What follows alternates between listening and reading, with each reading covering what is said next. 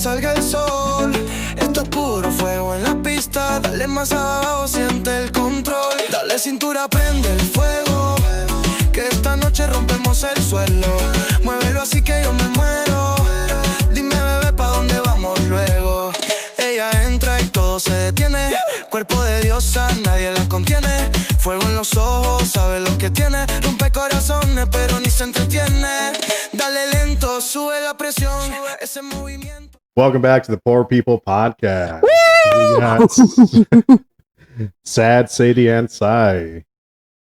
Hello, all. Welcome in. Heard you had a recent promotion. I did. Bar manager. Yes, that is she. She is I. How did that come to be? Did you ask for it? Did they ask you? They asked me actually in beginning of February or early February. It was actually a bit of a surprise. I wasn't thinking that I would be close to being promoted out of everybody there, but I'm definitely grateful for it. You're not taking it for granted or anything, essentially. Yeah. I was blindsided, but I'm not like, I'm also trying to not let it get to my head. Yeah. Actually, okay, you go. Yeah, I'm really impressed your progression because we started bartending almost around the exact same time. Yeah. Right? I think you started and then I started like a month or two after you. Yeah. And we progressed pretty well. I mean, I ended up on Fremont, you ended up on the Strip, making some decent drinks, decent money, learning a higher volume. We had pretty high volume at Oliver to begin with. I mean, that job sucked, bro. It was so fucking hard. It was so hard. But it definitely laid the foundation for like my serving and bartending ability to this day. Yeah. Being able to multitask at that kind of capacity. Yeah. Like working or bartending in a restaurant just with the food aspect is more difficult than being in a normal bar, in my opinion. Yeah. Kind of leaving. Yeah. Drink it strong.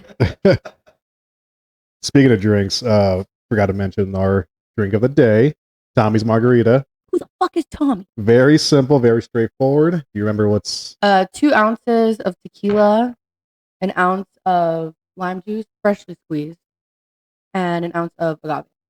So good. So simple, so good. It actually is really good. Yeah, Tommy's restaurant, I think it was, up in San Francisco. Owner of the bar, or restaurant rather, came up with a drink, and it got really popular. So I think this was the 1930s or so. Wait, the first margarita? No. The first one. This type of margarita, because I was going to say. Well, the margarita essentially is just a sour, so it's a tequila sour. Yeah. It's very simple. A lot of different theories onto how the name came about. One of them is the Daisy. Around the same time, the drink. There's a drink called drinks called the Daisy or something, and in Spanish it's margarita. Daisy's margarita in Spanish, essentially. So something about people from a local military base going into Mexico were asking for this Daisy drink, and a local Mexican bartender recommended this, and the rest is history. Recommended the margarita or Tommy's? This version of okay. The Daisy, which was a popular drink at the time. Yeah. So yeah, essentially a margarita is a tequila sour. Like we had on the last episode with Jerry, the New York sour, which is a twist on the whiskey sour. Mm-hmm. So we're doing a couple sours here. Might change it up next episode, but for now, this is what we have. Very good, very yummy, very refreshing. And very simple. It's actually not bad without the triple sec. You don't really need it. Yeah. I mean, that's why we did a little bit more of the sweetness, the agave. Mm-hmm. So just to kind of balance it out a little bit. But anyways, back to the cigar lounge. I was always curious about the smoke. What's it like working in an environment with a lot of smoke? Honestly, at first it was kind of hard to adjust, but over time, luckily our lounge is well ventilated. Half of the bar is outside on the patio, so it's open air. Right. And then inside we have 2 big double doors and then a bunch of ventilation through the whole room. Okay. So the smoke is not as bad, but when you're having a conversation with a guest and they're blowing smoke, blow it into your face, and you're just like, what the fuck? That was a weird thing I had to get used to, because a lot of people in the bar are smoking and are there to smoke, so they're not really paying attention to where they're letting their smoke. Is that happening more often than not? Because I've been there, and I like enjoying a cigar here and there, but I'm mindful if I'm talking to someone to blow it away. Yeah, you know? It doesn't happen as often, but when it does, it's just like, come on, use your brain. Yeah. Okay. Makes sense. There's some really fancy cigars in there. What's the most expensive cigar you guys have in that place? I think, and do not quote me, I think it's our Davidoff Royal stick. It's about, I think it's $7.50 per stick. Pretty hefty. I know. I'm trying to sell one of those. Yeah. But I just, I can't wait to, I think you would look great smoking this one. That's just what I've been saying. It's only $800. You got it, don't you? $7.50, rounding down. Just say you're broke. Yeah. Every time I go in, I'm like, cheapest one you got. Yeah. I don't care. I'm not a cigar connoisseur. Yeah. But I like the smoking motion, I guess, or whatever. Yeah. It's actually not too bad. I think when I first started, just smelling it and being in the humidor, smelling the cigars not lit, it just smells like tobacco leaves, dirt. Like, I think it smells pleasant. I mean, it's like spices, dirt. I mean, I like the smell of dirt, I guess. You know, manure, fresh manure field. You ever smell a fresh manure field? I have, actually. Yeah, that's not as pleasant, I guess. Yeah, it's an acquired taste. But when you smoke it, the first time I smoked a cigar, I was actually really drunk. This was on Christmas Eve, and I was scheduled to work, and they sent me home early, so I got to sit at the bar. I was really drunk, and someone offered me a Camacho Triple Maduro, which is the darkest cigar, or one of the darkest cigars that we carry. And I didn't know that at the time, because all I did was bartend. I was like hitting it, and then I had the worst headache of my life. Yeah, that was my first experience smoking. Were you inhaling, or did you know right away? Like, oh. No, I knew not to inhale, just because I was told to tell people that, and people will say it around the bar, like, oh, don't inhale. Right. So I caught on. But yeah, that was my first experience. I think I've been managing now for 2 months, and I've smoked 4 cigars total. And that's it. Oh, in your time there, or since you started managing? Since I started, no, in my time there. Oh, okay. I was like really cranked up the numbers as soon as you started managing. Huh? Well, actually, I started, that first one that I smoked was during Christmas, and then a couple weeks later, I smoked the second, and then within the last 2 months, I smoked 2 more. Yeah. But I usually don't mention that until after I sell this. I'll sell it, and then they're like, "Oh, do you smoke often?" I'm like, "Nah, I just remember what each smoke."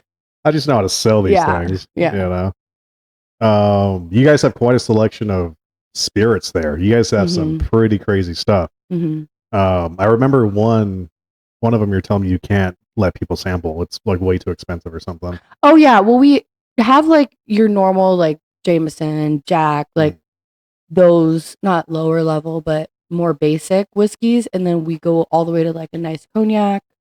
I think we have the nice Louis. I think that one's like $4.50 a shot. Yeah. And then we have Macallan M. That one's like $800 a shot. Yeah. Jesus. Yeah, I've sampled some of your finer spirits for sure. You know, one of the tequilas I remember, I don't remember which one it was. It was amazing. So smooth. Sin Coro? I'm not sure. It might have been. I was there when I was shopping one day. Not sure if you remember that day. He gave me a sample of it, and I like sat on it tequila? for a while. Yeah. I don't remember. Like here? Is that better? Like this? Here? Testing. Yeah. Really? Inward? See, I think it's the side. I think it's the side. Tattoo action. Oh gosh. We're just gonna do each time we stop. Your shirt's gonna come off. You're gonna be like.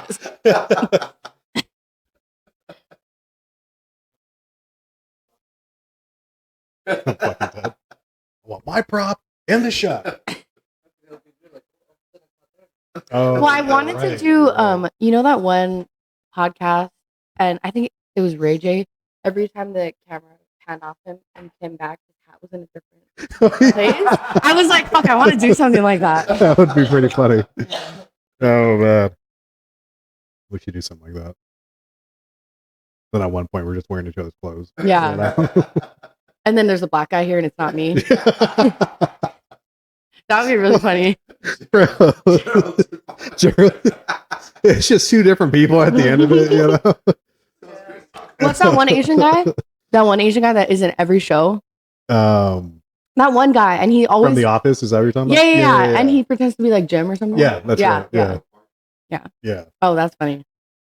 We should do that when you have a bigger budget. Yeah. Not right now. But yeah, it's been fun. It's been interesting. Like stepping up in that role. Yeah, you're in a leadership role now. Yeah. You know? Well, kind of. Well, I mean, essentially, yes. But since I am one of the younger ones, seniority wise and age wise, I don't want to step into the role and immediately be like, okay, we need to do this, this, and that. Step on Even toes, though I have essentially. already been doing that because I just am like that. Yeah. But it's hard to be like all the girls that I work with, they all brought me up and like trained me and showed me the ropes and how to bartend good and how to talk to people and be working there. That it's hard for me to look at myself as someone who's supposed to like, not in a sense be like superior, but be in charge. Like because they're also my friends. Like we are all like this really small family. There are like maybe 16 of us total that work there. So it's not like a big corporate type of company, but it's been interesting. Everyone's been welcoming of the new. I think a lot of people understand that it's like a big step, and it was really unexpected. So everyone seems to be really nice and supportive, which is really helpful. That's nice. That's tough. Managing stuff. I've seen a lot of managers come and go. Mm-hmm. You know. So, congrats. Good job. I like, honestly, I mean, I'm sure it is tough. I'm more worried about the cigar aspect. Like, all of my other managers are really trying to get me to focus on managing, which I totally understand and I am focusing on that. But just the cigars itself is like a whole different realm. Like, it's really tough, but it's interesting. I mean, just learning the basics of it and then applying that to what they're drinking is also helpful. Yeah. So yeah, you have a lot of different aspects there because you have the. Do you guys serve wine? Yeah, not a lot, not a big selection, but we have a good selection for being a whiskey and cigar bar. Yeah. Yeah. I mean, wine alone is a lane. You know, it's an endless lane of information. Yeah. Whiskeys to tequilas, and then you have cigars on top of that. Mm-hmm. Yeah, it seems like you'd have to be pretty well rounded on all fronts there. Yeah. You know, which could be tough, I imagine. Yeah. You see any celebrities that come in there? Oh my God. Actually, just the other week, I don't know his name, but he was in the office. His name is Gabe, the tall.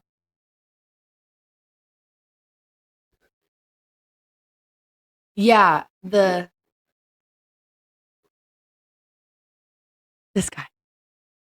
Oh, yeah. Yeah. He came in with his girlfriend. And it was funny because he was walking in and he wasn't looking around. He had like a hat on and I was looking at his side profile and I was like, that guy looks like Gabe from The Office, but he's like a little chunkier. I don't think that's him. And then he was in the humidor for about 10 minutes and came out and everyone was like, oh my God, it's Gabe from The Office. And I'm all like freaking out, but you know how they said Gabe from The Office, or they said, no, they said Gabe from The Office. So funny. I don't know what else he's in, so I said the same thing. Yeah. But other than that, no one else crazy has come by. I probably would be the one that would get kicked out for making it a big deal and being that one annoying fan that's like, oh my God, get this bitch off me. Oh my God, you're a manager here? Like, you know what I mean? Yeah, I guess you would have to hold a certain degree of professionalism now that you're a manager, for sure. You know, have to act like, I see you all the time, Daddy Yankee. Yeah. I see people like you all the time. You know? Yeah. Or what have you. That's pretty funny. I've seen a couple people come and go. God damn. Right now, comedian came into the bar top. Oh, Joe Rogan. No, but what's funny is I was like, hey, aren't you God damn, I can't remember his name. Well, he give me a moment. But I was like, Andrew Schultz. no. He was like, I was like, I Is saw he you on white? Rogan. And he goes, yeah, I'm gonna be on Rogan in the next month. This was like a few months ago or something. Bobby Ree. Not Schroeder. It's no. How funny is He's pretty funny. He goes on like conspiracy theory rants on the show. Anyways, I'll try to remember. No, Oh, you're not Shane gonna Gillis. gay. I love that guy. He's so funny. Yeah, it's one of his what he says. Gay. And that other guy Which one? in the show, Tires. I'm just assuming you can I haven't read my seen mind. Tires yet. It's on It Netflix, is right? so funny. It's so fucking funny. It's funny because like you have a show with a bunch of comedians. Yeah. So I know that all that's just not scripted. Like, and it's Shane Gillis. So, he's just like just making like the most insane. It's so funny. You have to watch it. I gotta watch it. God damn it, I can't remember his name. It's early onset Alzheimer's. No. Is he white? Because what was funny is I was like, oh, what are we having? And he was like, oh, just a side salad. And I'm like, a side salad, that's it? And he goes, yeah, I was at a Skank Fest walking around and I saw someone wearing a shirt saying his name is a fat ass, so I'll just be having a salad today. And dude, I laughed so hard, it was hilarious. Chris Williamson? No. Josh Waitzkin? No. That's the next guy right there. That's him. Bert Kreischer. Oh, that's not him. Keep going, sorry. He was scruffy looking like Bert. Michael Costa. Would you look up conspiracy theories on? Daryl Cooper. No, I'm looking up the last couple. Oh no, this was months ago, dude. Mm-hmm. Yeah. Yeah, his podcasts are like 18 hours long. Yeah. I've never I've never finished a single episode except for the Bobby Lee. That shit was hilarious. I made it through the whole episode. Yeah. It was so funny. I was on the elliptical, like cracking up. Do you watch his podcast, Bobby Lee's? Yeah, that's just hilarious. What's the other guy's name? The ginger? Andrew Santino. Oh my god, they're so funny together. Bad Friends, yeah, it's so fucking funny. He has another one too with Kalila, his ex-girlfriend. Tiger Belly. Yeah. I like Drewski. He's pretty funny. Black guy. He's yeah. He's really funny. Yeah, I saw a podcast with him and Tom Segura, and Tom was like getting gay at the end. And Drewski was like, "This is done. We're done." And he like walks off set. It was so funny. But yeah. Anyways, where are we at? All together? Yeah. Oh, wait. Yeah. Oh, shit. Okay, well, probably. Yeah, that's what I was thinking. And we only talked about like 2 things. Yeah. Right. What's on your mind? Well, Actually, I have a lot to say. I came prepared. Honestly, nothing. Yeah. Hell yeah. Sweet, Let's dude. just chug the rest of this drink. On camera, really? Yeah. Make 9 more. Yeah. Oh my god. Okay. I hate a rude. Can I? So I'm not sure if you can hear it. One of our lovely producers, Jerry So, is in the background asking, "What's a pet peeve that bartenders have?" And what's well, there's a thing about monetization and swearing in the first 15 minutes or something like that, but we're not making money, so you should say whatever you want, you know. I fucking hate a rude bitch.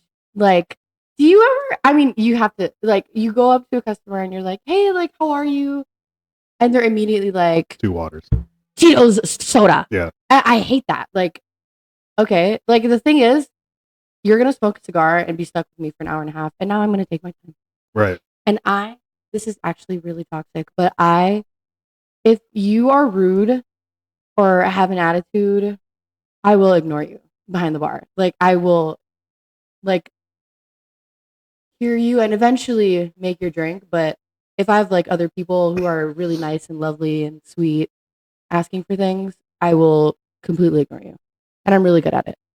Yeah. Like you'll be here and I will look past you Through into you. the fifth dimension behind you and see the. Yeah, one thing that I hate a lot is when someone asks for a drink and then gives me 30 modifications to that drink. It happens every time. They'll ask me to change this and that, and then I give it to them, and then they hate it. And I'm like, you made this. Yes. Technically, you made this, okay? What, just trust me. Trust me on making this drink, okay? I love when people are so, oh, I drink this type of whiskey and I don't, that makes sense. No, like when people are so sure of what they're drinking, they're like experts. Like, oh, I drink this whiskey, but I'll never drink that brand. I don't like that. But if it's in a mixed drink, like you don't know what you're drinking.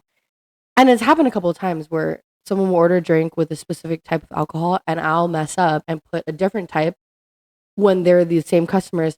I know what I'm drinking. Like, and then I give it to them. They're like, oh, delicious. That's exactly what I wanted. See, you just know. And I'm sitting there like, okay. I have been guilty of like accidentally throwing in a gin instead of a tequila and something. And, Okay, or that's a vodka, actually great. or a vodka and a tequila, and I'm like, send it out. Yeah. Yeah. I feel like tequila is very, you can tell what is tequila. Yeah, sure. Because it's so like. Even gin for sure, but maybe more on the vodka end, you know? Mm-hmm. I feel like it's easier to taste the flavors of the other, of what's like the other ingredients in the cocktail when it's like vodka.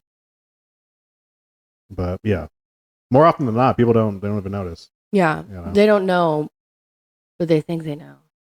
Yeah, and then I have had people who can tell just within the different types of tequila that they got the wrong one. Yeah, pretty impressive. Very good palate. Anyways, man, I think we'll probably wrap it up here. That was a pretty decent episode.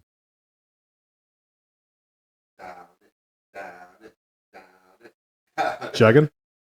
Duh. Chug I've been these. waiting. Here's the truth.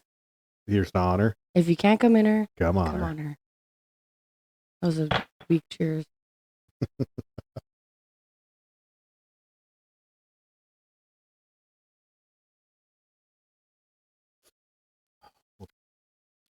Get these It's so good.